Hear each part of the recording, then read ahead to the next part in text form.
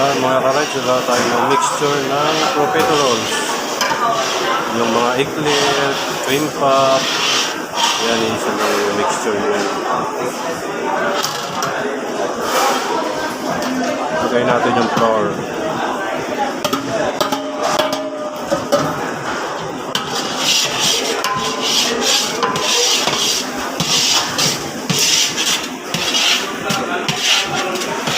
Haluin lang natin para matigas. Ayan, papaikutin lang natin sa mixing bowl para mag-cool down. Lalagay natin yung itlog mamaya. So ayan, nag-cool down na siya kanina. Lalagay na natin ang itlog pa konti-konti.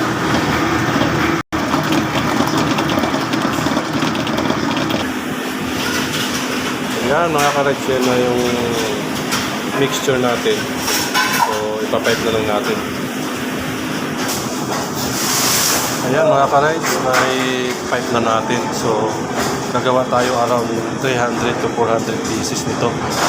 So ready to bake na siya. So ayan.